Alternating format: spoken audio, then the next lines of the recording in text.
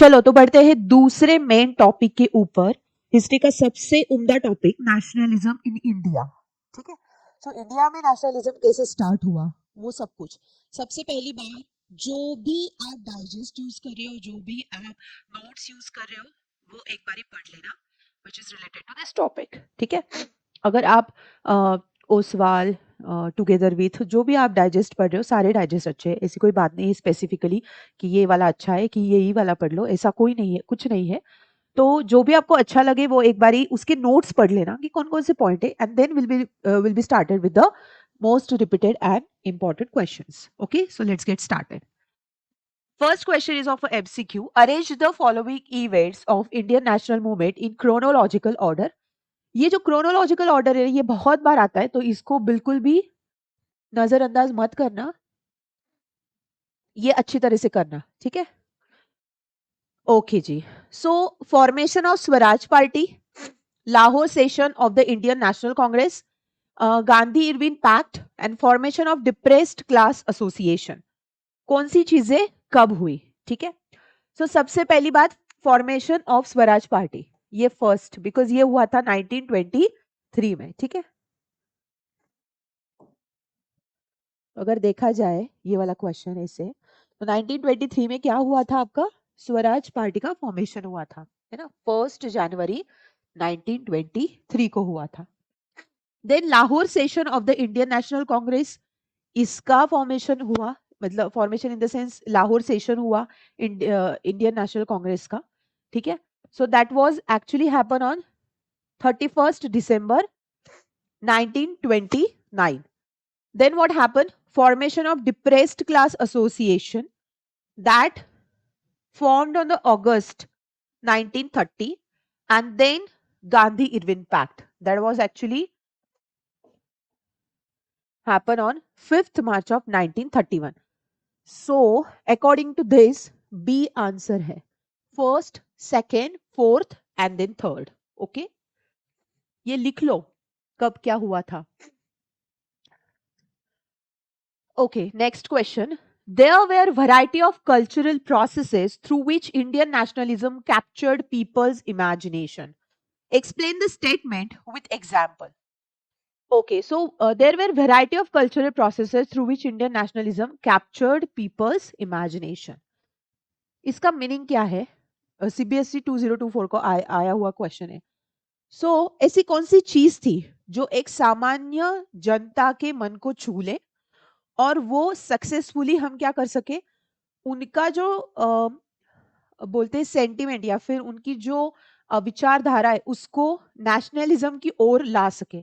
ऐसी कौन कौन सी कल्चरल प्रोग्राम्स कह लो या फिर ऐसी कौन कौन से अरेंजमेंट्स किए गए by many of the political parties, so that जो हमारा फ्रीडम था वो हर एक जन तक पहुंचे, उसका इंपॉर्टेंस हर एक जन तक पहुंचे और वो एक्चुअल में हो जाए, जो बोलते हैं ना पूर्ण स्वराज का जो चित्र था वो साकार हो जाए। तो व्हाट वाज दैट?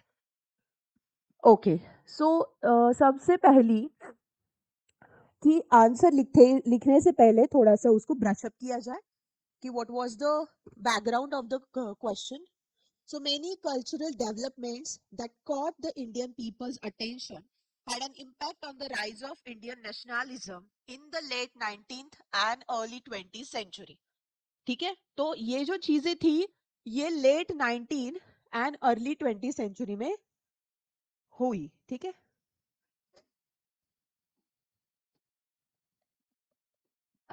सबसे पहला था कल्चरल रेजिडेंस मूवमेंट। तो ये क्या था?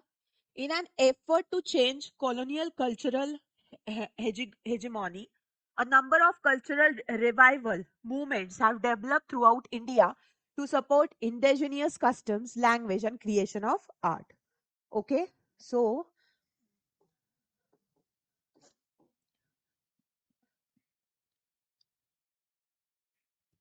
इसको क्या बोला जाएगा?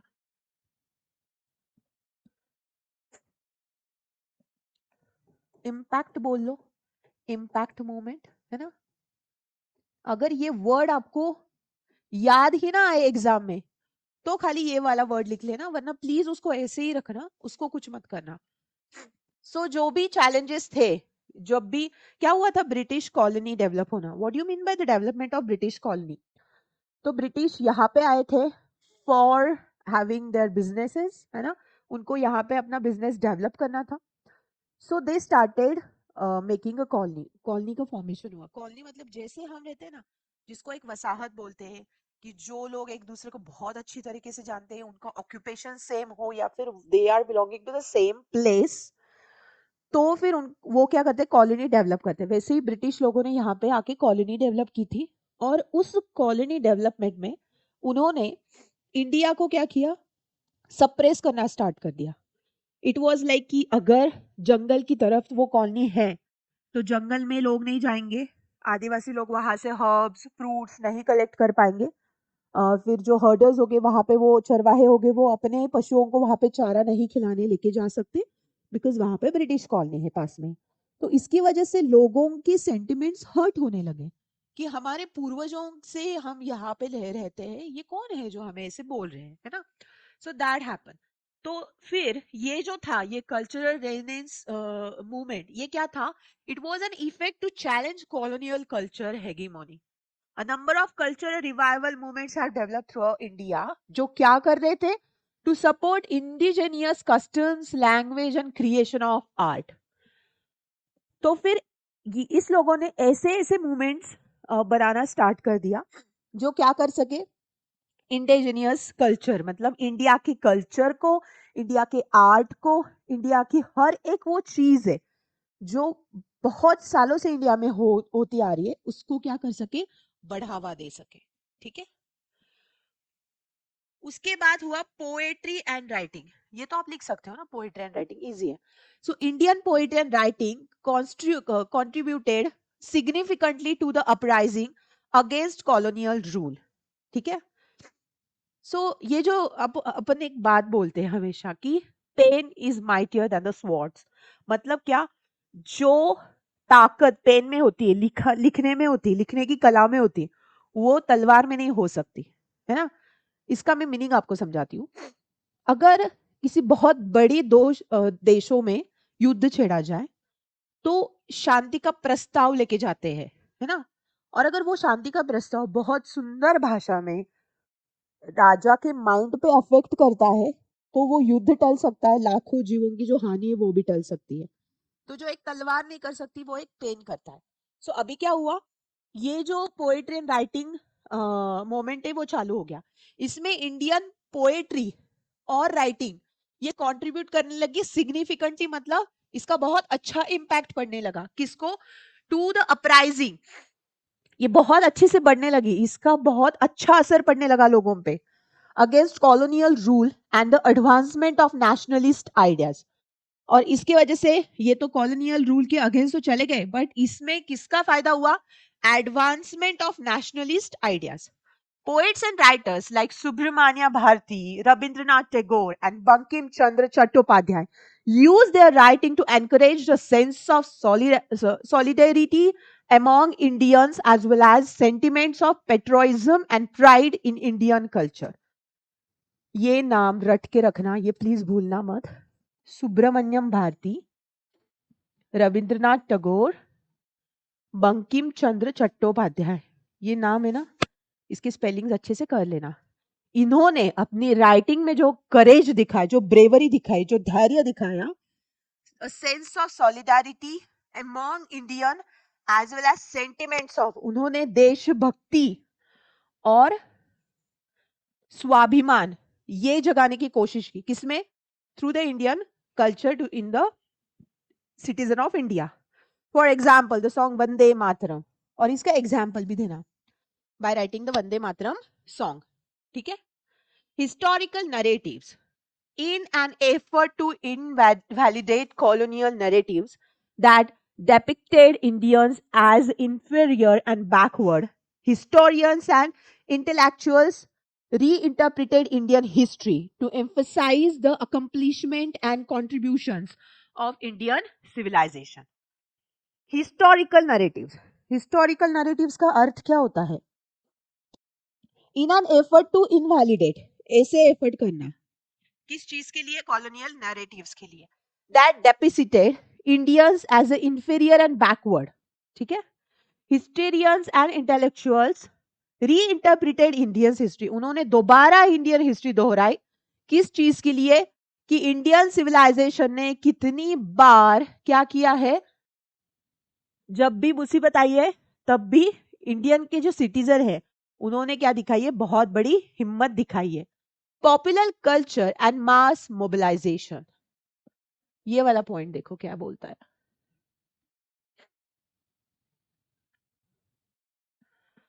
Famous nationalists such as Bal Gangadhar Tilak and Mahatma Gandhi used public speeches, cultural events, and large scale gatherings to gain popular support for their cause and struck opposition to colonial rule.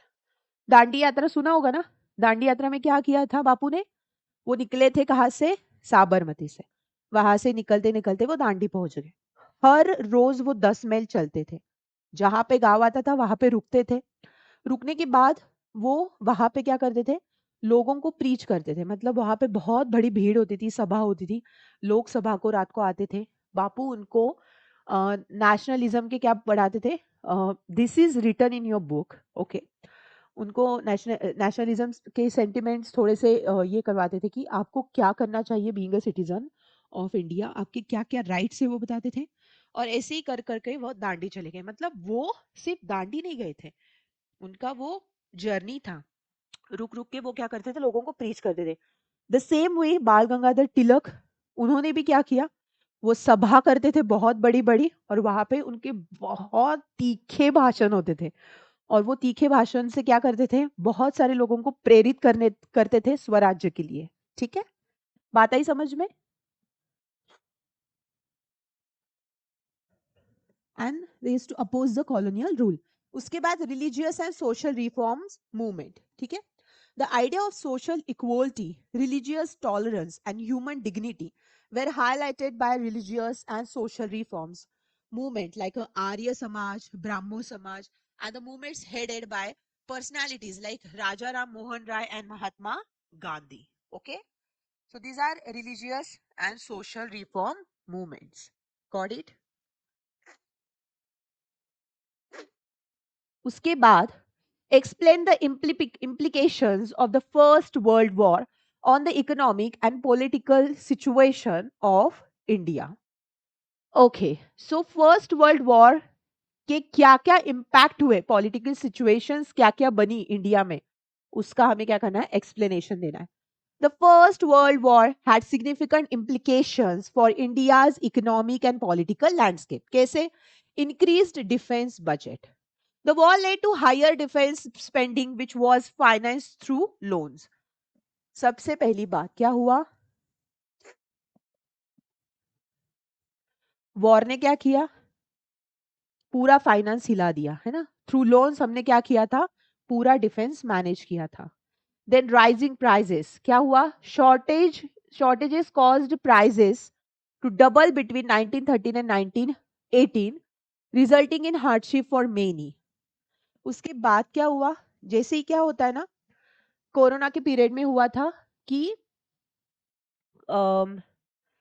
देखो जैसे war के time पे क्या होता है, situation बहुत stressed होती है, स्ट्रेस्ड सिचुएशन होने के कारण वहां पे जो भी बिजनेसेस होते हैं या फिर जो भी डेली का रोजमर्रा के बिजनेसेस होते हैं वो थोड़े हैम्पर हो जाते हैं, जैसे एग्रीकल्चर थोड़ा शॉर्ट हो जाना या फिर ट्रांसपोर्टेशन अच्छे से ना होना, ये बहुत सारी चीजें होने के कारण वहां की लाइफस्टाइल थोड़ी सी हिल जाती है ना। वैसे कोरोना के पीरियड में it was like a war for us, it was a bio war as we say. So उसमें क्या हुआ था कि जो लेंटिल्स मतलब दालें थी या फिर गेहूं था या फिर चावल था, उसका भाव अचानक बढ़ गया था, ऑयल का भाव भी बढ़ गया था। Why? Because there was a shortage. तो वैसे ही वॉर के कारण यहाँ पे बहुत चीजों का शॉर्टेज हो गया, और फिर जब शॉर्टेज होता है ना तब वो भाव बढ़ जाता है किसी भी चीज का। तो द सेम थिंग हैपन, यहाँ पे भी क्या हुआ, हर चीज का भाव बढ़ गया। और वो पीरियड कौन सा था, वो 5 साल का पीरियड था, 1930 to 1918। That's why many people were in a hardship, है ना, छोटी छोटी चीजों के लिए भी लोगों को बहुत स्ट्रगल करना पड़ा। देन हायर टैक्सेस, हुआ क्या, custom duties and taxes were raised contributing to the law cost of a living। तो क्या हुआ, जो कॉस्ट ऑफ लिविंग था वो हैम्पर हो गया, बिकॉज कस्टम ड्यूटीज टैक्सेस क्या हो गए थे, बढ़ गए थे। Forced recruitment, many were compelled to join army. कितने जन को क्या करना पड़ा? सॉरी, जबरदस्ती आर्मी फोर्स ज्वाइन करना पड़ा, लीडिंग टू वाइड स्प्रेड डिस्कॉन्टेंट। उसकी वजह से बहुत सारे लोगों में क्या हुआ? असंतोष फैल गया। फूड शॉर्टेज, क्रॉप फेल्योर हो गया, उसकी वजह से अक्यूट, अक्यूट मतलब थोड़े टाइम के लिए, है ना? सो थोड़े टाइम के लिए क्या हो गया? फूड का शॉर्टेज हो गया। Epidemic spread, and influenza epidemic cause the death of million. और यहाँ पे क्या हुआ? एपिडेमिक हो गया, मतलब यहाँ पे इन्फ्लुएंजा बढ़ गया और बहुत लोगों की क्या हो गई? डेथ हो गई। These factors fostered a sense of anger and frustration among the Indian populace, setting the stage for future movement for independence. इतनी सारी चीजें अगर होगी तो असंतोष बढ़ेगा ही, और वही चीज हो गई कि बहुत ज्यादा असंतोष बढ़ा पीपल सिटीजन्स में, एंड दैट्स व्हाई लोगों को स्वराज्य और तीव्र होने लगा, इच्छा की नहीं अभी स्वराज्य चाहिए ही चाहिए। नेक्स्ट क्वेश्चन, बढ़ते हैं फोर्थ क्वेश्चन की तरफ। Mahatma Gandhi found in salt a power symbol that could unite the nation. Okay, so this is a statement which is in a context of a civil disobedience movement, है ना? तो civil disobedience movement ये जो चालू किया था उन्होंने, उसमें क्या था कि जो ब्रिटिश के रूल्स है जो हम पे इम्पोज किए गए थे इंडियंस पे, तो उनको बिल्कुल भी मानना नहीं है। तो उस पे एक स्टेटमेंट है, और वो स्टेटमेंट ऐसा था कि महात्मा गांधी को एक सॉल्ट के रूप में एक बहुत अच्छा पावरफुल सिंबल दिखाई दिया जो क्या कर सके? देश को एकत्रित ला सके, ठीक है? So Mahatma Gandhi found salt a powerful symbol that could unite the nation. On 31st January 1930, he sent a letter to Viceroy Irwin stating wide-ranging 11 demands. तो महात्मा गांधी ने ये, मतलब ये तो आप लिख लो फर्स्ट सेंटेंस क्या है, उसके बाद ये डेट मत भूलना। 31 जनवरी 1930 को उन्होंने वॉइस रॉय इरविन को एक क्या लिखा? 11 डिमांड्स वाला लेटर लिखा। उसमें क्या लिखा था? All classes of Indian society identified with a broad ranging demand, the most stirring of all was the demand to abolish the salt tax. ठीक है?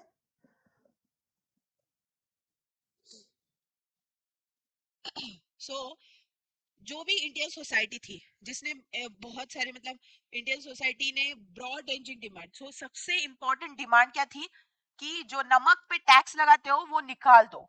Salt was something consume by the rich and poor alike, because नमक जो होता है वो हर एक जन खाता है, चाहे वो कितना भी रिच हो या फिर चाहे कितना भी पुअर हो, and it was one of the most essential item of food, है ना? और वो सबसे इंपॉर्टेंट आइटम है फूड का। नमक के सिवाय तो कुछ चलता ही नहीं हमारा। The tax on salt and the government monopoly over its production revelled the most oppressive face of British rule. और उन्होंने बोला कि अगर सॉल्ट पे टैक्स लगा है तो ये तो आपकी बहुत ज्यादती हो गई, ये सबसे ऑपरेसिव फेस है आपका, ठीक है? In the Dandi March, the volunteers worked for 24 days and about 10 miles a day.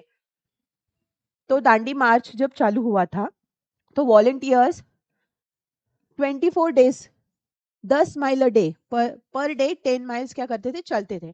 Thousands came to hear Mahatma Gandhi wherever he stopped, and he told them what he meant by Swaraj and urged them to peacefully defy the British.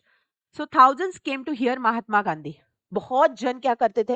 Gather होते थे और महात्मा गांधी को सुनते थे जहां जहां वो stop होते थे। और फिर he told them what he meant by Swaraj and urged them to peacefully defy the British. और फिर वो लोगों को बोलते थे कि स्वराज का मीनिंग क्या है उनके लिए, उनके नजरिए से, उनके परसेप्शन से स्वराज क्या है, और कैसे शांतिपूर्वक आपको क्या करना है? ब्रिटिश को डिफाई करना है, मतलब अपोज करना है। ठीक है? आई बात समझ में? On 6th April, he reached Dandi and ceremonially violated the law by manufacturing salt from the boiling sea water. और फिर 6 अप्रैल को वो दांडी पहुंचे और उन्होंने बहुत अच्छे से वहां पे क्या किया? हाथ में नमक लेके बिगनिंग कर दी सिविल डिसोबीडियंस मूवमेंट की। ठीक है? People were now asked not only to refuse cooperation with the British as they had done in 1921 to 22, but also to break colonial laws. ठीक है, सो फिर उन्होंने लोगों को बोला कि सिर्फ कॉपरेशन मूवमेंट को रिफ्यूज मत करो, क्या करो, उनके सारे लॉस क्या करो, तोड़ डालो, कुछ मत मानो उनका. Thousands of people broke the salt law in different part of the country, manufactured salt and demonstrated in front of government salt factories. और बहुत सारे लोगों ने क्या किया, सॉल्ट लॉ ब्रेक किया different different part of country से, जहां पे सॉल्ट बन रहा था, जो गवर्नमेंट फैक्ट्रीज थी सॉल्ट की वहां पे. As the movement spread, foreign clothes was boycotted. Liquor shops were picketed. Peasants refused to pay revenue and chowkidari taxes. Village officials resigned, and many places, forest people violated forest law. Forest law मतलब मैंने आपको बोला था ना, वो वहाँ पे herbs नहीं तोड़ सकते, वहाँ के फ्रूट्स नहीं लेके जा सकते, वहाँ पे चरवाहे अपने कैटल्स लेके फॉरेस्ट में नहीं घूम सकते, तो उसको फॉरेस्ट लॉ बोलते हैं. और बहुत सारा हुआ, मतलब जो मशीनरी कपड़े थे, फॉरेन कपड़े, उनको बॉयकॉट कर दिया. लिक्विड शॉप वो थे, वो बंद कर दिए. पीजन ने क्या किया, रिफ्यूज किया कि हम रेवेन्यू और चौकीदारी टैक्स टैक्स टैक्स नहीं देंगे. विलेज ऑफिशियल जो थे, मतलब विलेज के जो ऑफिशियल पोस्ट पे थे, ऑफिसर्स थे, उन्होंने रिजाइन किया. और बहुत सारी प्लेसेस पे क्या किया, फॉरेस्ट पीपल ने फॉरेस्ट लॉ ब्रेक कर दिए. ठीक है, next question. Examine the progress of the civil disobedience movement among different strata of society. चलो देखते हैं क्या है. The following points analysis the progress made by different strata of society in the civil disobedience movement. सबसे पहली बात, rich peasant. Their demand for the reduction in revenue was refused. For them, the fight for Swaraj was a fight against high revenue. ठीक है, question जान लेते क्या है.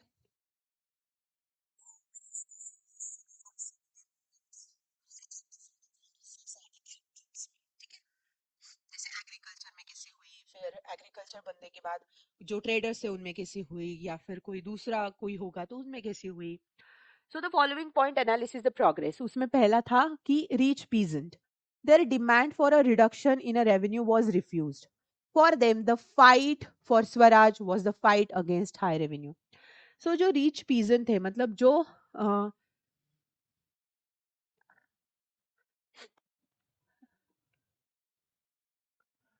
Pigeon मतलब क्या होता है कि अपने क्षेत्र के काम करने वाले, जो मेहनत का काम करते हैं, वैसे वाले लोग. सो जो रीच थे, रीच पीजन थे, जो रीच कामगार थे, उनका था कि हम ज्यादा टैक्स, मतलब हाई रेवेन्यू नहीं भरेंगे.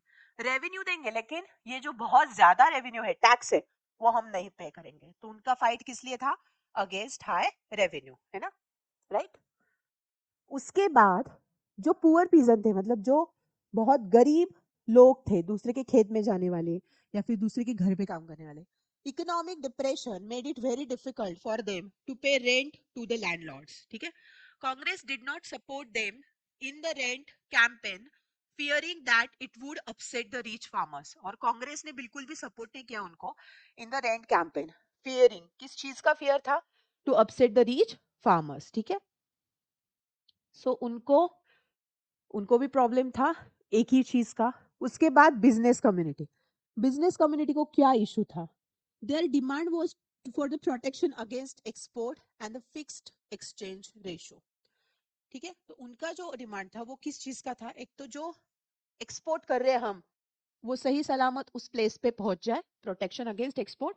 और दूसरी चीज कि जो भी हम एक्सचेंज करते, वो उसको बार बार मत बदलो यार, एक फिक्स्ड एक्सचेंज रेशियो हमें दे दो, हम उसको पे कर देंगे.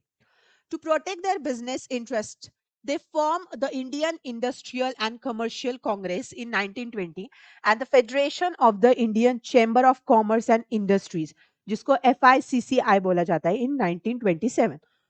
ये सारा करने के लिए उन्होंने एक कमिटी वहां पे ये कर दी. ठीक है, जिसको क्या बोला जाता है, Indian industrial and commercial congress in 1920.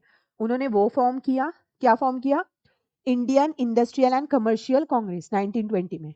और उसके बाद federation of the Indian chamber of commerce and industries FICCI form किया 1927 में. ठीक है, workers, as the congress was seen as close to the industrialist, the workers did not participate in the movement except in Nagpur. और यहाँ पे workers का क्या हुआ, जैसे Congress was not as close as industrialist, Congress जो था वो इतना क्लोज नहीं था इंडस्ट्रियलिस्ट के साथ, ठीक है, इसलिए जो वर्कर्स थे उन्होंने पार्टिसिपेट नहीं किया, सिर्फ नागपुर के वर्कर ने किया, बाकी किसी ने इतना पार्टिसिपेट नहीं किया। उसके बाद फिर वुमेन, ये भी बहुत 50% क्या है, ये 50% इंडिया है भाई, तो इनका क्या था role. There was a large-scale participation in women in civil disobedience movement. They participated in salt march and other protest marches. उन्होंने बहुत सारे प्रोटेस्ट मार्चेस में भी पार्टिसिपेट किया, सॉल्ट मार्च में भी किया। They participated in picketing the foreign clothes and liquor shop, उन्होंने दारू की दुकानें और फॉरेन के क्लोथ्स इसको भी क्या किया, बंद करने का काम किया, ठीक है। So this is all about the civil disobedience movement और हर तरह के हर एक क्षेत्र में क्या क्या हुआ। उसके बाद 6th क्वेश्चन पे जाते हैं। Analyse the role of folklore and symbols in the revival of nationalism in India during the late 19th century, ठीक है। सो फोक टेल्स या फिर फोकलोर होता क्या है, लोकगीत या फिर लोक संगीत। जैसे शिवाजी महाराज जो थे, हमारे छत्रपति शिवाजी महाराज, उनके लिए हम पोवाड़े गाते थे और हम हमारे राजा की स्तुति या फिर उसका शौर्य वो पोवाड़ों से बताते थे।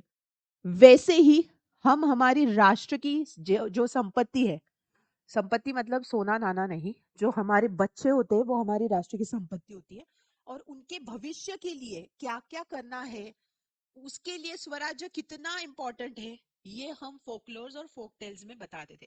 फोकटेल्स मतलब लोक कथा और फोकलोर मतलब लोक संगीत या फिर लोकगीत। तो उससे हम बताते थे कि स्वराज्य कितना इंपॉर्टेंट है, हम पारतंत्र में रह सकते हैं बट हमारी आने वाली पीढ़ी जो है वो कितनी अच्छी तरीके से रहनी चाहिए, इसलिए हम क्या करते थे, फोकलोर्स लिखते थे, ठीक है। So that was a very very powerful sentiment. आप कभी रोए हो ए मेरे वतन के लोगों पे? तो जब 15 अगस्त या फिर 26 जनवरी को वो लगता था गाना, ए मेरे वतन के लोगों जरा आंख में भर लो पानी, तो most of half of the school रोता था, इतने स्ट्रांग होते फोकलोर्स या फिर फोकटेल्स, बता रही हूँ मैं। Analysis Analyze the role of folklore and symbol in the revival of nationalism. Nationalism sentiment folklore से कैसे बढ़ा 19th century में? Role क्या था? The role of a folklore and symbols played a significant role in the revival of nationalism in India during the late 19th century. Folklore songs, popular prints, and symbols served as a powerful tools to mobilize and unite the Indian masses against British colonial rule. They help in creating the sense of collective identity, pride, and resistance among the people. तो ये सारी जो चीजें थी, folklore song, popular print या फिर ये जो चीज था, ये पावरफुल टूल्स थे किस चीज के लिए, टू रीयूनाइट या फिर unite the Indian masses. Masses मतलब बहुत बड़ा क्राउड या फिर बहुत बड़े लोगों की संख्या, उसको मासेस बोला जाता है, against British colonial rule. They help in creating the sense of collective identity. और ये क्या किस चीज में हेल्प करते थे, for a sense of collective identity, हमारी प्राइड के लिए, हमारे रेजिस्टेंस के लिए among the people. Folklore, which include folk tales, legends, myths, played a crucial role in shaping the nationalist sentiment. और ये सारी चीजें किस चीज के लिए होती थी, in shaping the nationalist sentiment. These stories often highlighted the valor, मतलब शौर्य, bravery, धैर्य, sacrifices of Indian heroes, warriors, instilling the sense of pride and nationalism among people. ये सारी चीजें किसको represent करती थी कि हमारे देश में ऐसे ऐसे राजा जन्मे हैं जिन्होंने, जिनकी शौर्य कथा है, जिनका प्राउड, उसका उदाहरण लेके लोगों के मन में स्वराज्य का दीपक जलाने के लिए, उनके मन में वो सेंस ऑफ नेशनलिज्म पैदा करने के लिए कि यस उन्होंने किया उनके स्वराज्य के लिए, वो अपना भी स्वराज्य है, अपने को वो क्या करना है, इन लोगों से रक्षित करना है, तो हमें भी बलिदान देना पड़ेगा, हमें भी अभी इनके खिलाफ लड़ना पड़ेगा, है ना। They also emphasise the rich culture, heritage and history of India. और वो क्या बताते थे कि इंडिया में कितना रिच कल्चर है, कितनी अच्छी हिस्ट्री है इंडिया की। reinforcing the idea of independent and glorious past. Songs, ballads. अभी songs तो पता होगा आपको, ये ballads क्या होता है पता है आपको? This is a kind of a songs only. Ballads और सॉन्ग एक ही टाइप का होता है, बैलेड थोड़ा अलग होता है। ठीक है, वो मतलब जैसे पोवाड़ा बोला ना, एक विशिष्ट प्रकार के सॉन्ग्स वैसे। Another form of folklore were widely used to spread nationalist ideas and mobilise the masses. ठीक है। Nationalist poet and musicians composed songs that expressed the aspirations and struggles of the Indian people. These songs not only serve as a medium of protest but also help in creating a sense of unity and solidarity among the diverse Indian population. So nationalist poem जो थे, musician थे जिन्होंने बहुत अच्छे songs compose करे, जिन्होंने बहुत ज्यादा स्ट्रगल किया इंडियन पीपल के लिए, तो वो सॉन्ग्स सिर्फ गाने के लिए नहीं होते थे, वो एक मीडियम होता था कि जहाँ से एक सेंस ऑफ यूनिटी, एक सेंस ऑफ सॉलिडारिटी आ सके लोगों में। ठीक है। Popular print such as a posters and images, इन्होंने भी बहुत अच्छा रोल प्ले किया। इन्होंने एक शेप दिया national sentiments ka. These prints depicted iconic figures like Rani Lakshmibai, Bhagat Singh, Mahatma Gandhi, who become symbols of resistance and inspiration for the people. They were widely circulated and displayed, serving as a visual reminders of the nationalist struggle and invoking a sense of pride and determination. सो जो भी जन्म लेता है वो तो मरने वाला ही है, बट मरने से पहले अगर कुछ चीजें ऐसी की जाए कि हमारे हिस्ट्री में हमारा नाम दर्ज हो, तो उससे अच्छी बात और कोई कुछ नहीं हो सकती है ना। तो ये जो हीरोज थे, रानी लक्ष्मीबाई ले लो या फिर महाराणा प्रताप ले लो, छत्रपति शिवाजी महाराज ले लो, ये सारे जो वॉरियर्स थे, हीरोज थे, आज तक उनके नाम से, उनके कैरेक्टर से जिंदा है, राइट। और यही चीज जब हम किसी को बोलते हैं तो हमारे में जो आत्मविश्वास है वो दुगना हो जाता है। उनके शौर्य से हमें बहुत ज्यादा करेज मिलता है, and then we can fight for that British colony. तो इसलिए इन लोगों के जो भी फोक टेल्स थे, जो भी फोकलेस थे, वो बताए जाते थे ताकि लोगों में यूनिटी आ सके, ताकि लोग स्वराज्य के लिए लड़ सके। ठीक है। सिंबल्स, और कौन कौन से सिंबल्स यूज किए जाते थे, तो such as a national flag, है ना। उसके बाद स्पिनिंग व्हील, वो चरखा। उसके बाद स्लोगन, कौन सा स्लोगन था हमारा, Vande Mataram, became powerful representations of the nationalist movement. They were used to rally support and create a sense of collective identity among the people. National flag हो गया with its tricolor and the charkha became a symbol of unity, freedom, है ना? While Vande Mataram became a rallying cry for the nationalist causes. In conclusion, folklore and symbols played a crucial role in a revival of nationalism in India during the late 19th century. They help in creating a sense of collective identity, pride, resistance among the Indian masses, mobilizing them against British colonial rule. Folklore, songs, popular prints, and symbols served as a popular tools to spread nationalist ideas and inspire the people to fight for their independence. So this is all about our folklores and folk songs. Okay, you got it. Then question number 7. Question number 7 क्या कहता है? Analyze the way which through which a people of different communities develop a sense of collective belonging to India. ठीक है. So different different communities के लोगों में sense of collective belonging मतलब unity की भावना कैसे जागृत हुई, तो वो बताओ। ओके चलो, कौन कौन से पॉइंट है। फर्स्ट पॉइंट, सबसे पहली बात, यहाँ पे क्या लिखना है, एक डिस्क्रिप्टिव सेंटेंस लिखना है। ये बहुत अच्छी बात है, हिस्ट्री में डिस्क्रिप्टिव सेंटेंस लिखना ही चाहिए। People belonging to different communities, region, and language groups in India develop a sense of collective belonging by the following way. First, the identity of the nation was allegorized and symbolized with the image of Bharat Mata. तो जो nation की identity थी वो किसको दी गई, भारत माता को। क्यों दी गई, क्योंकि माता सबकी प्रिय होती है। माते के लिए या फिर अपनी माँ के लिए हर कोई क्या चाहता है, कुछ भी कर सकता है। माता या फिर हमारी जो माँ होती है उनके लिए बहुत ज्यादा रिस्पेक्ट होती है, उनके लिए कुछ भी हम करने को तैयार होते हैं ना। इसलिए ये भारत देश नहीं, ये हमारी भारत माता है, ऐसे एक इमेज क्रिएट की गई। ठीक है। Bankim Chandra Chattopadhyay wrote Vande Mataram as a hymn to the motherland and was included in his novel Anandamath.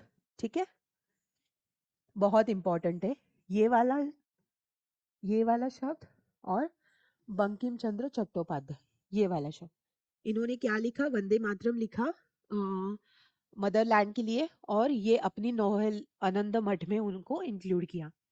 Moved by the स्वदेशी मूवमेंट, अभी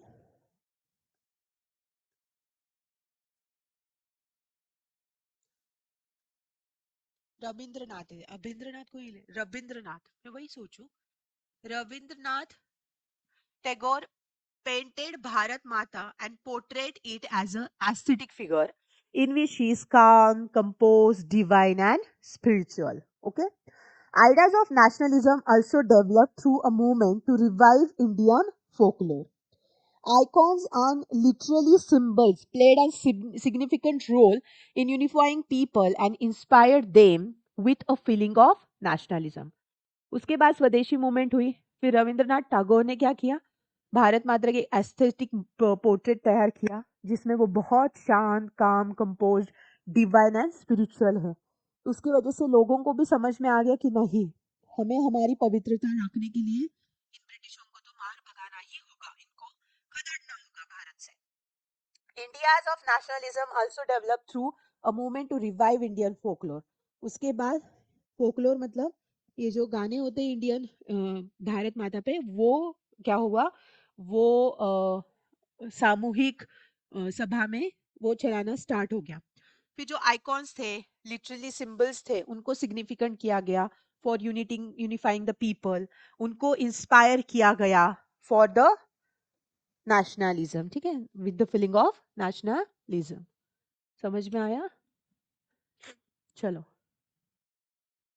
दो कॉजेस बताओ जो सिविल डिसोबिडियंट मूवमेंट को लीड करते हैं। ठीक है, कौन से दो कॉजेस है? So the civil disobedience movement was sparked by several key events. उसमें से सबसे दो इंपॉर्टेंट है, पहली थी साइमन कमीशन और दूसरा था लाला लजपत राय's डेथ। ठीक है, तो साइमन कमीशन में क्या हुआ था, the formation of Simon Commission which had no Indian member was seen as a direct insult to Indian people and their aspiration of self governance। आप सोचो, आपका देश है, आपके देश के लिए एक कॉन्स्टिट्यूशन बनाया जा रहा है और उसके ऑफिशियल्स वहां पे क्या होना चाहिए, क्या नहीं होना चाहिए, क्या कर सकते हैं, ये सारी चीजें तय करने के लिए वहां पे not a single Indian is involved. कितना ज्यादा इंसल्टिंग फील होगा कि हमारी उतनी हैसियत ही नहीं है कि हम वहां पे बैठ सके, ऐसे सोचते हैं ये लोग। इसलिए ये जो साइमन कमीशन थी, तो ये जो फॉर्म हुई जिसमें बिल्कुल एक भी इंडियन मेंबर नहीं था, तो वो डायरेक्ट इंसल्ट हुआ ना इंडियन पीपल का, है ना, कि देयर वाज अ क्वेश्चन कि ये लोग सेल्फ गवर्नेंस कर सकते भी है या नहीं। Second, Lala Lajpat Rai's death. The brutal beating of Lala Lajpat Rai by police during the protest against Simon Commission led a widespread outrage and intensified calls for mass civil disobedience. So जब लाला लजपत राय जी जब protest कर रहे थे किसके against, Simon commission के against, तो उनको brutally मारा गया। उसकी वजह से बहुत ज्यादा असंतोष हो गया। तो ये थे दो सिग्निफिकेंस। ठीक है, I hope this is clear. उसके बाद ninth question, Mahatma Gandhi launched a more broad based movement in India by joining Khilafat आंदोलन। ठीक है, सो इसका statement, explain the statement with any three arguments in the context of the non cooperation movement. Mahatma Gandhi का जो decision था to join खिलाफत आंदोलन, इसने बहुत बड़ा रोल प्ले किया। किस चीज के लिए, वो देखते हैं। Played a crucial role in broadening the scope and appeal for the non-cooperation movement in India. Non-cooperation को बढ़ावा देने के लिए इसने बहुत बड़ा रोल प्ले किया। Here are three arguments explaining this statement. Unity among different religious communities. Khilafat Andolan Tha was launched by Indian Muslim to protest against the British government treatment for the uh, caliphate in Turkey. So जो राजा था Turkey का, उसको जो British government ने क्या दिया था, ट्रीटमेंट दिया था, गंदा वाला ट्रीटमेंट दिया था। तो ये जो खलीफा था ना, ये मुस्लिम था।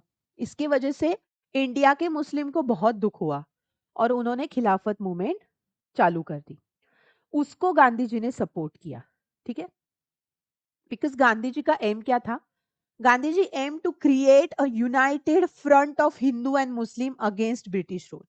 उनको हिंदू एंड मुस्लिम को क्या लाना था? यूनाइट करना था। इसलिए उन्होंने क्या किया? उस मूवमेंट को मतलब सपोर्ट किया। ठीक है, this help in fostering communal harmony and strengthening the non cooperation movement. और इसकी वजह से जो नॉन कोऑपरेशन मूवमेंट थी वो भी क्या हुई? स्ट्रेंथन हो गई। ठीक है, expansion of the movement of rural area. The खिलाफत आंदोलन had a significant impact in rural area. ये खिलाफत आंदोलन का जो गांव का एरिया था, रूरल एरिया, उस पे भी बहुत गहरा असर पड़ा।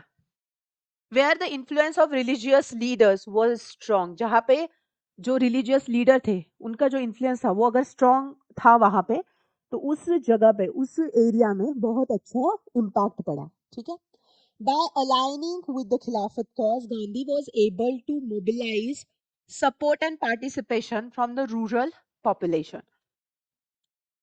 उस टाइम पे रूरल में बहुत ज्यादा मात्रा में लोक संख्या थी और उस लोक संख्या को खींचने के लिए गांधी जी ने क्या किया? खिलाफत मूवमेंट को सपोर्ट किया, सो दैट खिलाफत प्लस नॉन कॉपरेशन मिलके एक बहुत अच्छी मूवमेंट बन सके और उसका बहुत अच्छा तगड़ा इफेक्ट पड़ सके ब्रिटिश के ऊपर। ठीक है, समझ में आया? ठीक है, thus expanding the reach of the non-cooperation movement beyond urban center. उसके बाद increased participation of youth and student. So जो जवान थे और students मतलब जो विद्यार्थी थे उनका भी participation बढ़ गया। कैसे? The खिलाफत आंदोलन resonated strongly with the youth and student of India who were deeply concerned about the fate of their fellow Muslim in Turkey. Gandhi's association with the Khilafat cause attracted a large number of young people to join non-cooperation movement. और ये जो खिलाफत आंदोलन था ना, ये जो मुस्लिम fellow थे टर्की के, ओके, तो उन पर वो बहुत मतलब वो स्टूडेंट्स और वो जो यंग पीपल थे वो इन्फ्लुएंस हो गए थे कि मतलब ऐसे कैसे उस राजा को इतना ज्यादा तकलीफ दे सकते हैं, और वो इन्फ्लुएंस हो गए थे। उस चीज का फायदा उठाकर गांधी जी ने क्या किया? यंग पीपल को नॉन कॉपरेशन मूवमेंट में शामिल कर दिया, bringing fresh energy and enthusiasm to the protest. किस चीज के लिए? एक अच्छी खासी एनर्जी और एक अच्छा खासा एंथुजियाज्म मतलब उत्साह लाने के लिए। समझ में आया?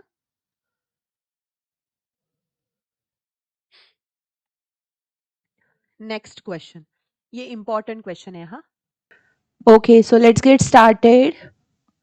10th वाला क्वेश्चन, तो क्या बोलता है 10th वाला क्वेश्चन? हाँ, the effects of non-cooperation movement on the economic front were more dramatic. तो जो इफेक्ट थे नॉन कॉपरेशन मूवमेंट के, उसकी वजह से इकोनॉमी को बहुत डेंजर असर हुआ, या फिर ऐसे कहा जाए कि ब्रिटिश लोगों को फाइनेंशियली बहुत बड़ा लॉस होने लगा। तो ये स्टेटमेंट को सपोर्ट करते हुए आपको एग्जाम्पल भी देने हैं। सो let's get started. The non-cooperation movement had significant effect on the economic front in India. ये आ गया एक्सप्लेनेटरी स्टेटमेंट, ये बहुत इंपॉर्टेंट है, ये हमेशा लिखना है एग्जाम में। ठीक है, the statement that the effects were more dramatic can be supported by the following example. सबसे पहली चीज, बॉयकॉट ऑफ फॉरेन गुड्स। तो क्या किया? जो फॉरेन गुड्स थे उनको क्या कर दिया? बॉयकॉट कर दिया। As a part of a non-cooperation movement, there was a widespread boycott of foreign goods. This led to a significant decrease in the import of foreign clothes between 1921 and 1922. The value of imported foreign clothes dropped from rupees 102 crore to 57 crore during this period. तो जब non cooperation movement चल रही थी तो बहुत सारे लोगों ने जो फॉरेन गुड्स थे, फॉरेन गुड्स मतलब फॉरेन आइटम्स थे, उनको क्या किया, बॉयकॉट किया। ठीक है, तो उसकी वजह से क्या हुआ, बहुत बड़ा असर हुआ। जैसे कि अकेला क्लोथिंग इंडस्ट्री को इतना घाटा हुआ, जो क्लोथिंग इंडस्ट्री थी उनका जो वैल्यूएशन था 102 सीआर का, वो डायरेक्टली हाफ हो गया, 57 सीआर में वो आ गए। इतना कम हो गया उनका सेल। उसके बाद picketing the liquor shop, the movement also involved the picketing of liquor shops, which were seen as symbols of British influence and exploitation. This led to the a decrease in the consumption of foreign liquor, affecting the revenue generated from its sale. और जो ये था alcohol वगैरह की जो shops थे, उनको भी क्या किया गया, बंद करवा दिया गया। उनकी वजह से क्या हुआ, it was a symbol of British influence and exploitation, है ना। तो कंजम्पशन बंद हो गया फॉरेन लिक्विड का, उसकी वजह से भी उनके रेवेन्यू को बहुत तगड़ा नुकसान हुआ। उसके बाद क्या हुआ, promotion of Indian textile and handloom, लोगों ने क्या किया, जो हमारे ट्रेडिशनल हैंडलूम वगैरह लोग थे, तो as a people boycotted foreign clothes, there was a shift towards the use of Indian textiles and handloom product. The production of Indian textiles and handlooms increased, providing a boost of domestic economy and empowering local artisans. So जो uh, क्या बोलते हैं उसको, उन्होंने boost क्या किया, domestic economy को boost किया एंड एम्पावर किया लोकल आर्टिजन्स को। ठीक है, समझ में आया।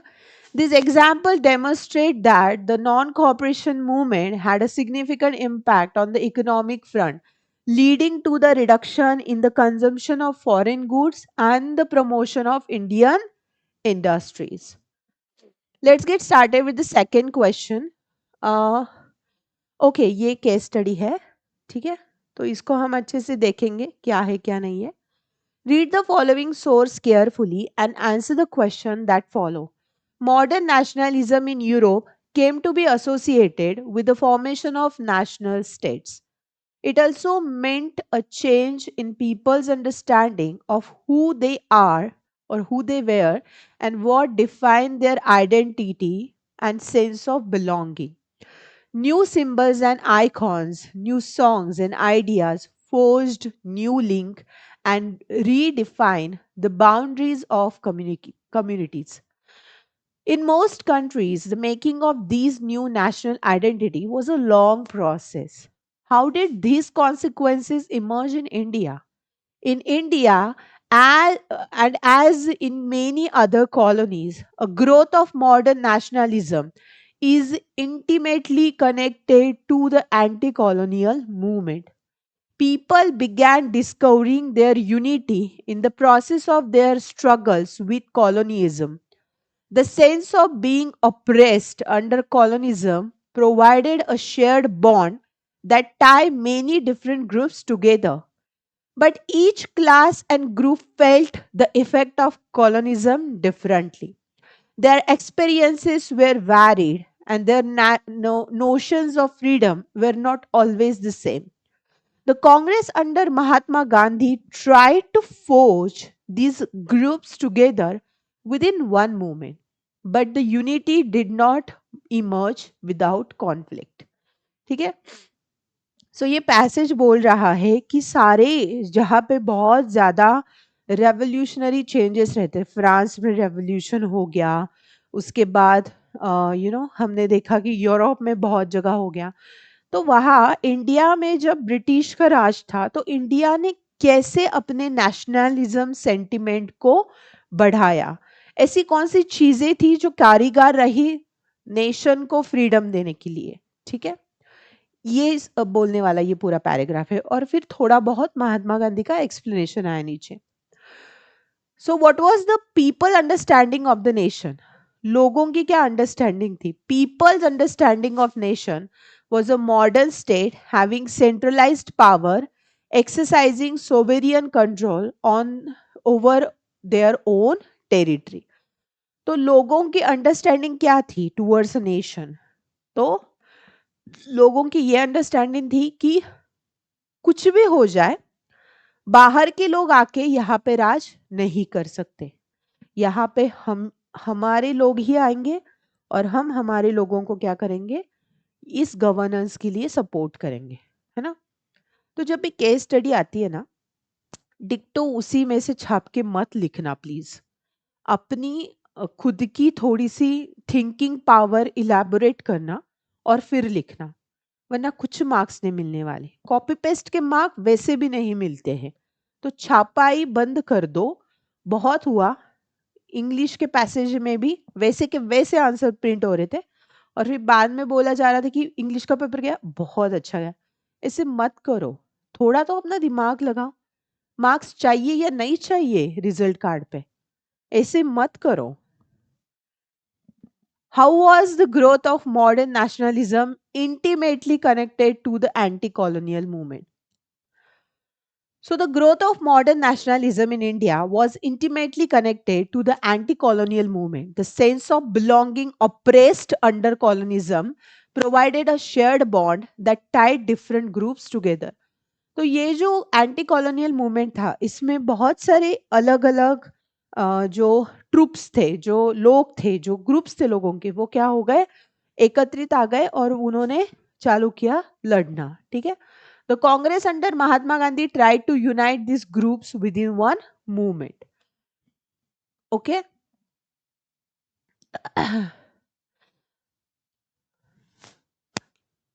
The Congress under Mahatma Gandhi played a crucial role in doing all these things. उसके बाद how did people in India develop a sense of collective belonging, folk tale से, फोक स्टोरीज से, नए नए सिम्बॉल्स आइकॉन्स से, है ना। उसके बाद Mahatma Gandhi was, there was many people who were behind this things. वो सभा लेते थे, वहाँ पे अपने प्रीचेस देते थे, भाषण देते थे, वहाँ पे सेंस ऑफ बिलोंगिंग क्या होता है, नेशनलिज्म क्या होता है। तो एक बात, इतने क्वेश्चन हो गए, एक बात ध्यान में रखना कि nationalism is all about the sense of belonging, it is all about the unity, it is all about the sentiment which brings the people together for the complete freedom of the country. समझ में आया? ये words आने ही आने चाहिए।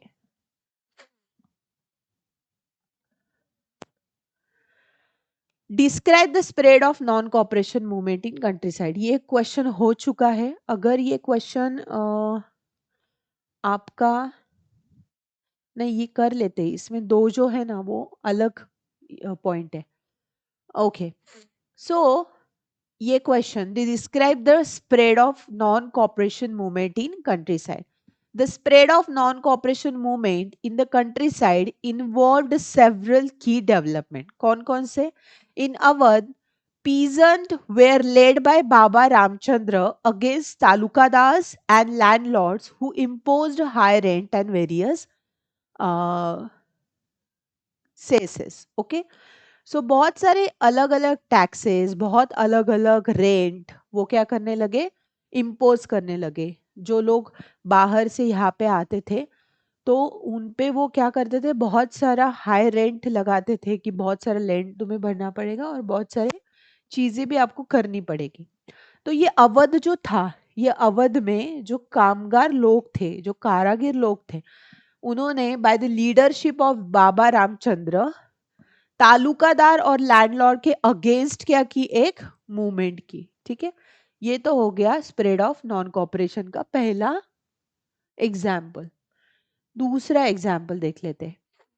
Pigeon faced beggar and lacked security as a tenant, often being evicted without notice. तो जो लोग एज अ टेनेंट रहते थे, जो लोग एज अ किराएदार, टेनेंट मतलब किराएदार, ठीक है। सो एज अ टेनेंट जो लोग रहते थे, उनकी खुद की सिक्योरिटी ही खत्म हो गई। बीइंग इविक्टेड विदाउट नोटिस, है ना, उनको ऐसे ही निकाल दिया जाता था, किसी भी नोटिस के भाई कोई भी नोटिस ना देके उनको निकाला जाता था। उनको बेगर करवाया जाता था। बेगर मतलब फोर्सफुली कुछ भी काम करवाना और उसका कुछ भी वेजेस या फिर कुछ भी पेमेंट ना करना। जैसे अगर मैंने मेरी एक चीज के लिए किसी को हायर किया, है ना, जैसे कि घर की सफाई करने के लिए किसी को हायर किया, और मैंने उसी पर्सन से कुछ और एक्स्ट्रा काम करवा लिया, बट उसको पैसे बिल्कुल नहीं दे, तो उसको बेगर बोला जाता था, बेगर। ठीक है। The movement called for the reduction in revenue, abolition of beggar, and a social boycott of oppressive landlord. Jawaharlal Nehru visited villages in Awadh to support the movement and understand the local grievances. मतलब लोगों की दुख कहानी सुनने के लिए और अवध को सपोर्ट करने के लिए जवाहरलाल नेहरू वहां पे पहुंच गए. By October, the Audh Kisan Sabha was established, rapidly expanding over 300 branches in the region. And by October, Audh Kisan Sabha ये establish हुई और ये 300 branches पूरे के पूरे इंडिया में फैल गई. However, the Congress leadership was concerned about the movement's direction as it led to violence against landlords and merchants. और क्या हुआ, जो कांग्रेस की लीडरशिप थी वो कंसर्न थी, बिकॉज ये अगेंस्ट लैंडलॉर्ड एंड मर्चेंट था, और कांग्रेस बहुत क्लोज थे लैंडलॉर्ड्स एंड मर्चेंट के. तो उसकी वजह से कांग्रेस को क्या हुआ, थोड़ा सा टेंशन आ गया कि अभी क्या करें. ओके ये वाला क्वेश्चन हो चुका है हमारा, साइमन एंड ये वाला, है ना, दो causes which led to civil disobedience movement, है ना. फिर भी एक बारी पढ़ लेते हैं. Mention any two causes that led to the civil disobedience movement. The civil disobedience movement was one of the most significant movements launched by Mahatma Gandhi in the course of India's freedom struggle in 1930. The two main causes of the civil disobedience movement are: Pehla, the constitution of Simon Commission with no Indian and the death of Lala Lajpat Rai while protesting against the commission enlarged the entire nation. Dusra, in the Lahore session, the demand of Purna Swaraj was declared. Thus, the civil disobedience movement was launched as the first step to fulfill this goal. ठीक है.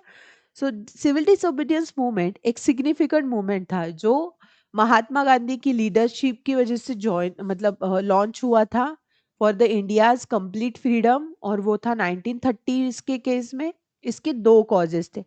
सबसे पहली cause जो Simon commission थी और death of Lala Lajpat Rai, है ना. दूसरा लाहौर सेशन जिसमें पूर्ण स्वराज का डिमांड डिक्लेयर किया था, और इसका पहला स्टेप था सिविल डिसोबीडियंस मूवमेंट से स्टार्ट करना.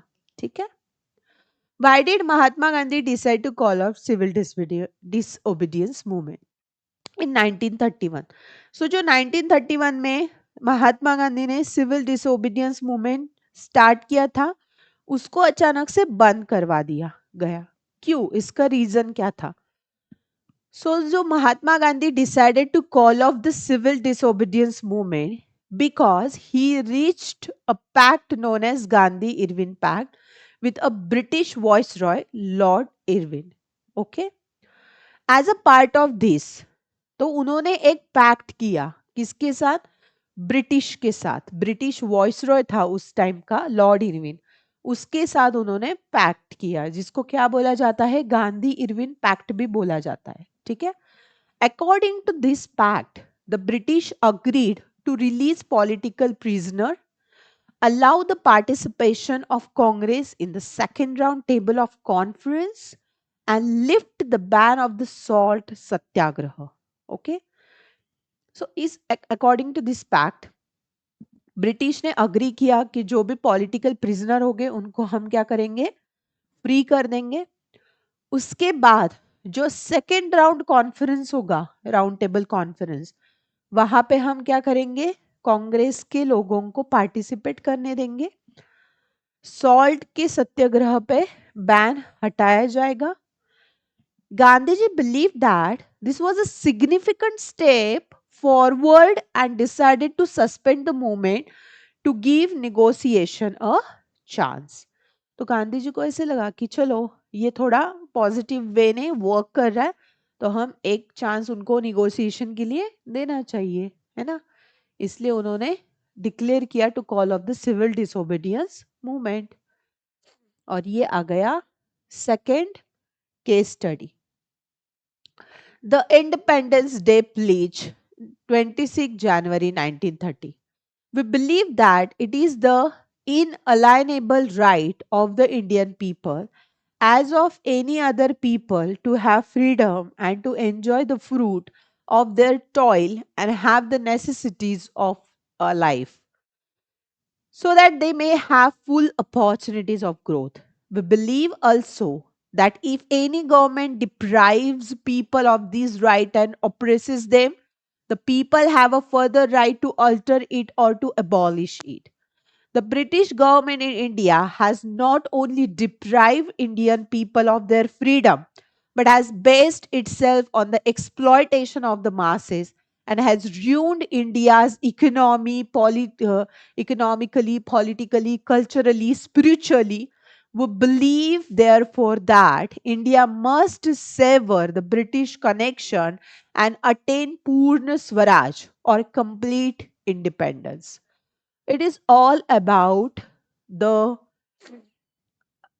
thing that how the India should rise after the freedom. Okay.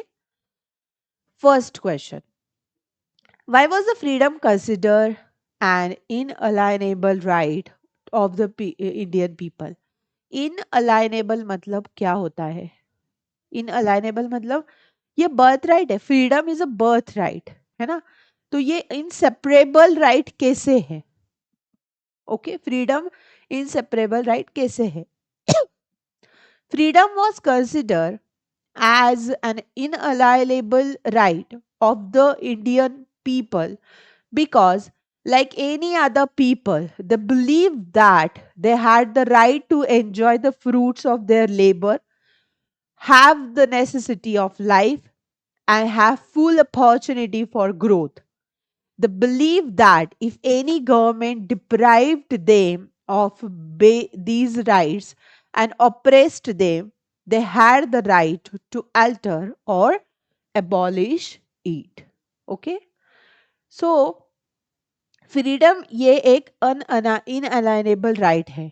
क्यों? बिकॉज हर एक इंसान अपने जो भी कष्ट है उसका आउटपुट लेने का मतलब जो जितना भी कष्ट करता है उतना उसका आउटपुट लेने का उसका अधिकार है।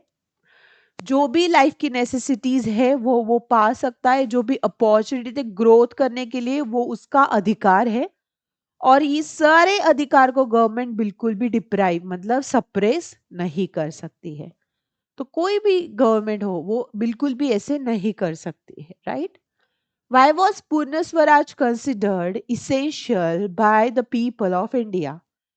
Purna Swaraj or complete independence was considered essential by the people of India because they believed that the British government in India had not only deprived them of their freedom but also based itself on the exploitation of the masses.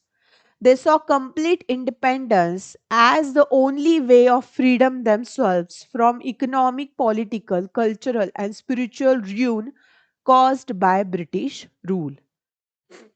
सो पूर्ण स्वराज ये संकल्पना लोगों के लिए बहुत महत्वदायी क्यों थी? क्योंकि ये इतनी इसेंशियल थी लोगों के लिए। क्यों थी? बिकॉज ब्रिटिश गवर्नमेंट बहुत डिप्राइव कर रहा था लोगों के फ्रीडम को, एक्सप्लॉइट कर रहा था। इसलिए इंडिपेंडेंस लाना बहुत ज़रूरी था। बिकॉज अगर वो नहीं ला पाए तो इंडिया का economic, political, cultural and spiritual growth हो ही नहीं सकता। पूरा ruin कर देंगे ब्रिटिश रूल, है ना? Explain the significance of Lahore session of Congress. Significance मतलब कैरेक्टरिस्टिक, कि लाहौर जो था, लाहौर सेशन ऑफ कांग्रेस, तो उसका मतलब क्या, वो what was that actually? The Lahore session of Congress was a significant because during this session, the Congress decided to observe 26 January 1930 as the Purna Swaraj Day or the Day of Complete Independence. Okay. तो Lahore session में ये जो 26 जनवरी 1930 था, ये कांग्रेस ने decide किया था कि ये कौन सा डे होने वाला है, पूर्ण स्वराज डे होने वाला है, ठीक है। और we can say that the day of complete independence. This declaration marked a significant milestone in the Indian freedom struggle and set the stage for the future demand for complete independence from British rule. I hope this is clear. बढ़ते हैं हमारे 16th question पे. It was essential to preserve folk tradition in order to discover one's national identity. तो ये बहुत essential है कि जो भी फोक ट्रेडिशन है हमारा, उसको प्रिजर्व करना और उसको एक सेंस ऑफ नेशनल आइडेंटिटी की तरह से रिस्टोर करना. A sense of pride in one's past, support the statement. ठीक है. सो इस स्टेटमेंट को सपोर्ट करते हुए आप क्या करो, एक्सप्लेन करो. So सबसे पहली बात, the nationalist histories urged the reader to take India as India's great achievement in the past and struggle to change a miserable condition under the British life. So we were having a very unhappy patch when the British rule was there in India. So we try to convey ourselves by the stories, by the shaurya, by the valor of the historic heroes of our Indian, place or our Indian culture. कि जो भी जैसे छत्रपति शिवाजी महाराज थे, महाराणा प्रताप थे, या फिर और जो योद्धे थे, रानी लक्ष्मीबाई, तो इनके जो थे, इनके पराक्रम से हम क्या करते थे, खुद का पास्ट देखते थे और आगे ब्रिटिश जो है उनसे लड़ने के लिए उतना क्या करते थे, सारा धैर्य ये करते थे, मतलब एकत्रित करते थे, है ना.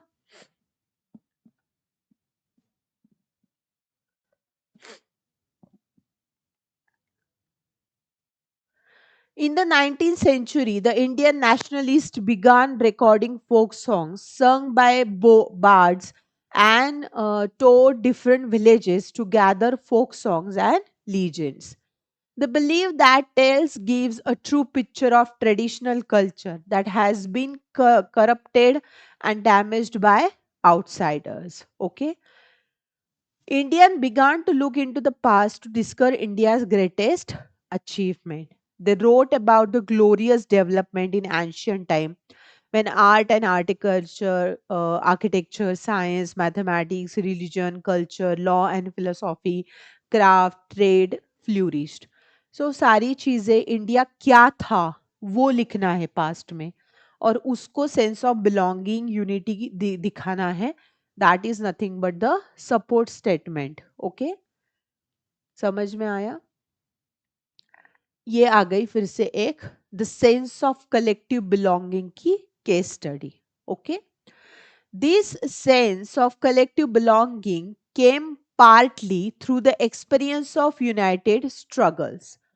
But there were also a variety of cultural processes through which nationalism captured people's imagination. History and fiction, folklore and songs, and popular prints and symbols all played a part in the making of nationalism. The identity of national nation, as you know, is the most often symbolized in the figure or image. This helps create an image with which people can identify the nation.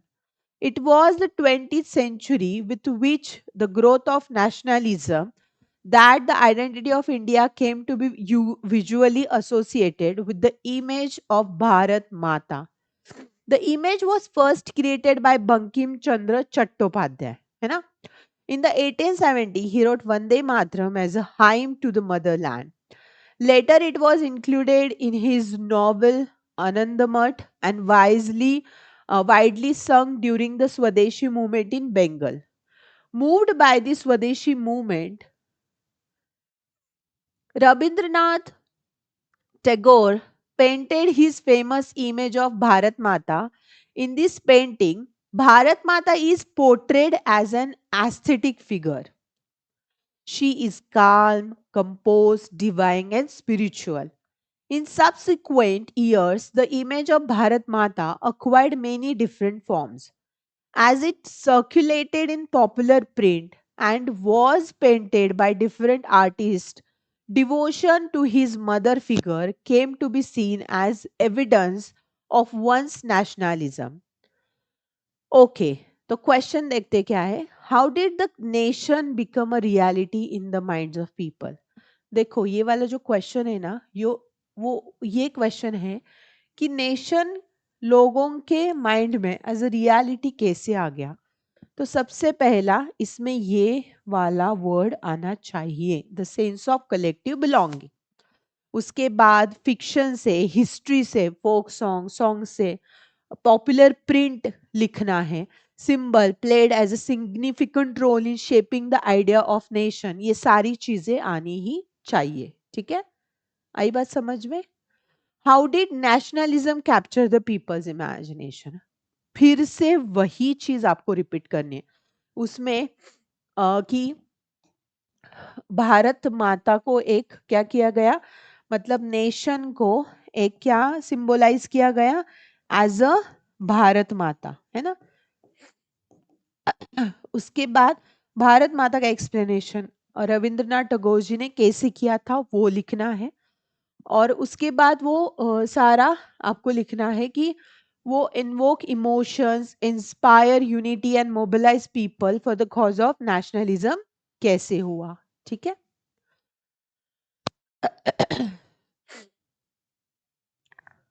या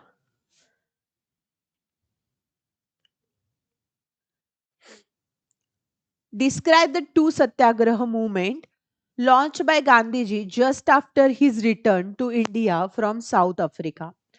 So after returning to India, Mahatma Gandhi ने दो movement initiate किए. तीन movement initiate किए actually, but हमें दो ही लिख रहे हैं, हम तीन लिख देते हैं. एक 1917 में पहली की Champaran movement. Gandhi ji travel to Champaran in Bihar to support peasant protesting against the harsh plantation system. क्या होता था, उन्हें प्लांटेशन सिस्टम के दौरान बाहर नहीं जाने देते थे उनको. वो बहुत साल तक घर ही नहीं जा पाते थे, उनको वहीं पे कैद करके प्लांटेशन उनसे उनसे करवाया जाता था. तो उनके लिए उन्होंने क्या किया, चंपारण मूवमेंट उनको सपोर्ट करने के लिए, प्रोटेस्ट करने के लिए स्टार्ट किया. उसके बाद खेड़ा मूवमेंट आया, गुजरात में खेड़ा डिस्ट्रिक्ट है. ही ऑर्गेनाइज्ड सत्याग्रह फॉर पीजन, जो किस चीज से अफेक्ट थे, affected by crop failure and plague epidemic. Plague नाम का एक क्या होता है, बहुत गंदा डिजीज होता है.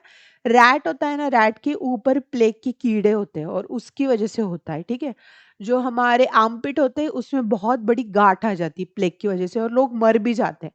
तो वहां पे प्लेग का एपिडेमिक आया था और क्रॉप फेल्योर था, और उसकी वजह से जो पीजन थे दे वर अनेबल टू पे द टैक्सेस, और इस चीज के लिए खेड़ा मूवमेंट हुआ था. उसके बाद हुआ था अहमदाबाद मूवमेंट 1918 में. Gandhi also led a Satyagraha among cotton mill worker in Ahmedabad to address their grievances. Okay, I hope you understood the question. Gandhi ji ने सपोर्ट क्यों की खिलाफत इशू, ये क्वेश्चन हो चुका है, देख लेना. खिलाफत कमेटी का क्वेश्चन हो चुका है. उसके बाद नॉन कॉपरेशन का ये है, चलो ये देखते थे. ये एक केस स्टडी है और केस स्टडी हमेशा इंपॉर्टेंट होता है, तो ये देख लेते ये क्या है. Read the source given below and answer the question that follows. Why non-cooperation? In his famous book Hind Swaraj, Mahatma Gandhi declared that British rule was established in India with the cooperation of Indian and had survived only because of this cooperation.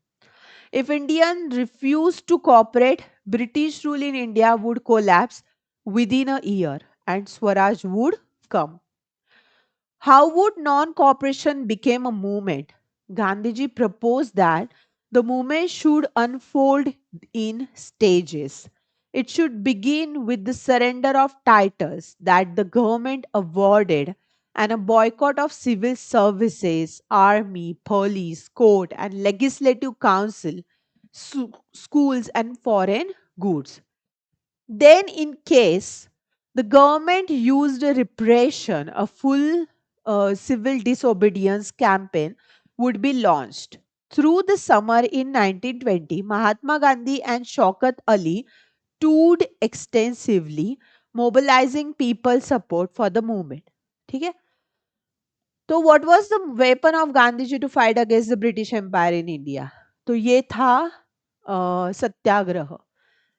सबसे बड़ा weapon था गांधी जी का, सत्य का आग्रह. How did the British survive in India? So according to Mahatma Gandhi book of Hind Swaraj, वो किस चीज की वजह से इस्टेब्लिश हुए? Because with the cooperation of Indians and survived only because of this cooperation. Indian cooperate करते थे और उनकी कॉपरेशन की वजह से ही क्या हुआ? वो सर्वाइव कर पाए. Explain Gandhiji's idea for making non-cooperation as a movement. So Gandhiji proposed that non-cooperation should unfold in stages. It should start with the surrender of titles awarded by government. Government में जो भी आपको title दिया है, जैसे रविंद्र टैगोर को sir का title मिला था, तो वो सारे टाइटल उनको दे डालो. उसके बाद बॉयकॉट कर दो सारे सिविल सर्विसेज को. जो भी स्कूल्स है, कॉलेजेस है गवर्नमेंट के, वहां पे आप क्या करो? जाना ही बंद कर दो. कोई अगर हॉस्पिटल उन्होंने खोला है तो वहां पे मत जाओ, वो भी क्या कर दो? बैन कर दो, है ना. Army, police, legislative council, court, school, foreign goods, ये सारा बॉयकॉट कर दो. If the government responded with repression, the full civil disobedience campaign would be launched. This idea aimed to mobilize popular support and escalate the government gradually. और ये बहुत अच्छा क्या करेगा? गवर्नमेंट को सपोर्ट सिस्टम देगा. ठीक है. Certain events are given below. Choose the appropriate chronological order. ठीक है. सो सबसे पहला क्या होगा? चंपारण सत्याग्रह. ठीक है. तो वो कब हैपन हुआ? चंपारण सत्याग्रह. इट हैपन इन 1917, है ना. उसके बाद गवर्नमेंट ऑफ इंडिया एक्ट 1919, है ना. तो चंपारण सत्याग्रह कब हुआ? 1917 को हुआ. उसके बाद गवर्नमेंट ऑफ इंडियन एक्ट वो 1919 में हुआ. उसके बाद आ गया coming of Simon commission. Because Simon commission जो था वो 1928 में अकर हुआ था. और उसके बाद आता है सेकंड वाला, demand of Purna Swaraj in Lahore session of INC. So that happen in 1929. So it happen likewise 1 2 3 4. ठीक है. Why was the Inland Immigration Act of 1859 troublesome for plantation worker? Okay, so Inland Immigration Act क्यों था plantation worker के लिए problematic? Because पहले statement लिख दिया, significance issue for plantation worker due to its strict limitation on their freedom of movement. क्यों? Because of the strict limitation on the freedom of the movement. Key point क्या थे? Workers needed a pass from their employee to leave the tea garden. उसके बाद next point था, this restriction made it hard for them to visit their families. तीसरा था, it also prevented them from seeking other job opportunity. चौथा था, as a result many workers felt that they are trapped and exploited condition. ठीक है. उसके वजह से वो थोड़ा प्रॉब्लमेटिक था उनके लिए, इमिग्रेट नहीं कर सकते.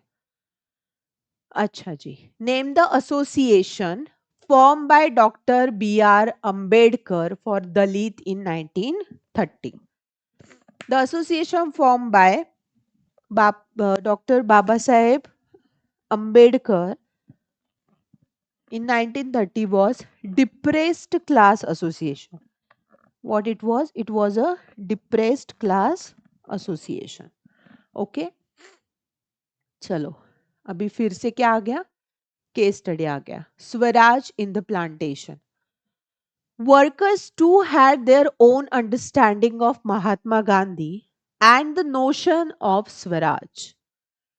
For plantation workers in Assam, freedom meant the right to move freely in and out for the confined space in which they were enclosed, and it meant retaining a link with the village from which they had come. Under the Inland Immigration Act of 1859, plantation workers were not permitted to leave the tea garden without permission, and in fact, they were rarely given such permission. When they heard a non cooperation movement, thousands of workers defied the authorities, left the plantation, and headed home. They believed that Gandhi Raj was coming and everyone would be given land in their own village. They, however, never reached their destination. Stranded on the other way, railway and steamer strike, they were caught up by the police and brutally beaten up. So sad. Explain the understanding of Swaraj for plantation worker in Assam. So, for plantation worker in Assam, Swaraj meant the right to move freely in and out of the confined space of the tea gardens where they were enclosed. It was meant retaining a link with their native village. These workers were restricted by the Inland Immigration Act of 1859, which prohibited them from leaving the tea garden without permission. However, upon hearing about the non cooperation movement, thousands of workers defied the authorities, left the plantation, and headed home with the belief of Gandhi Raj was coming and everyone would be given land in their own villages. ठीक है? दूसरा, explain the inland immigration act. ये act हमने देखा था कि कोई घर नहीं जा सकता and all that, repeating that thing.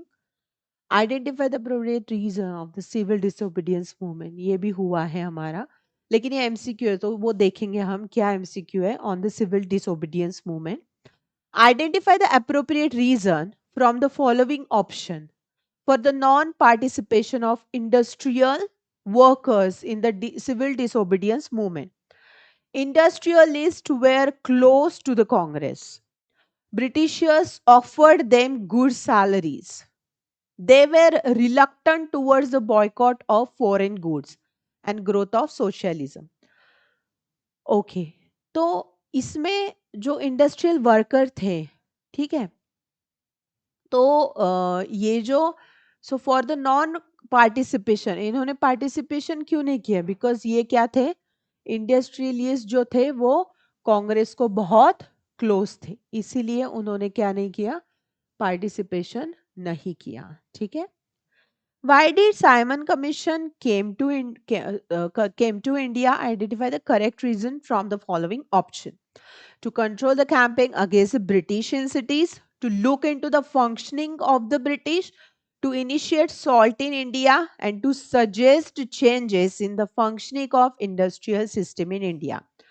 Option is D. Because the Simon Commission was established to examine the functioning of the institutional system in India and to suggest necessary changes.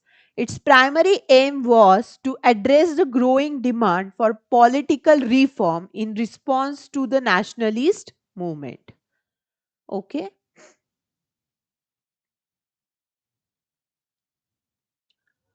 Okay, ये वाला भी question हमारा हो चुका है I guess.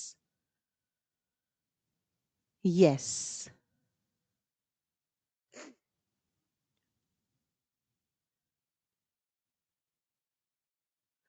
Who among the following wrote Vande Mataram? So the answer is second that is Bankim Chandra Chattopadhyay, है ना।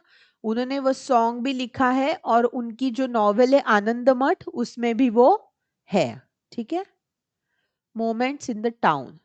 Okay, ठीक है, हम ये वाला रीड करेंगे because this is a case study और केस स्टडी बहुत इंपॉर्टेंट होता है। So read the following passage and answer the question that follow the case movement in the town. The movement started with the participation of the middle class in cities. Thousands of students left government controlled school and colleges. Headmasters and teachers resigned. The lawyers gave up their legal practices.